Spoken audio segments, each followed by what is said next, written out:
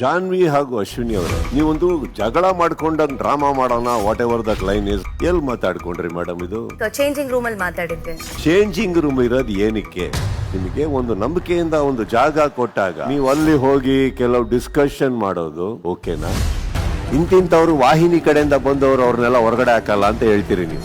But ನಿಮಗೆ ಇಷ್ಟು ತಿಳುವಳಿಕೆ ಇರೋರು ವಾಹಿನಿ ಹಾಗೂ ಶೋ ಹಾಕಿರೋ ರೂಲ್ಸ್ ಬಗ್ಗೆನೂ ಗೊತ್ತಿರ್ಬೇಕಲ್ವಾ ಜಾನ್ವಿ? ಅಂದ್ರೆ ನಾವು ಒಂದು ನಾಮಿನೇಟೆಡ್ ಟೀಮ್ ಅಲ್ಲಿ ಇರುವಾಗ ಸೇವ್ ಆಗಕ್ಕೆ ಹೋಗೋದಕ್ಕೆ ಕೆಲವರು ನಾವು ಅಂತ ಇದ್ರು. ವಿ ಆರ್ ಡೈವರ್ಟ್ ಆಗೋ ವಿಚಾರಗಳಿಗೆ ಮ್ಯಾನಿಪುಲೇಷನ್ ಅಂತಾರೆ. ವಾರದ ಕತೆ ಕಿಚ್ಚನ ಜೊತೆ ಇಂದು ರಾತ್ರಿ 9 ಗಂಟೆಗೆ. ಜಾನ್ವಿ ಹಾಗೂ ಅಶ್ವಿನಿ ಅವರು ನೀವೊಂದು ಜಗಳ ಮಾಡ್ಕೊಂಡಂಗ್ ಡ್ರಾಮಾ ಮಾಡೋಣ whatever that line is ಎಲ್ ಮಾತಾಡ್ಕೊಂಡ್ರಿ ಮೇಡಮ್ ಇದು ಚೇಂಜಿಂಗ್ ರೂಮ್ ಅಲ್ಲಿ ಮಾತಾಡಿದ್ದೆ. ಚೇಂಜಿಂಗ್ ರೂಮ್ ಇರೋದು ಏನಕ್ಕೆ?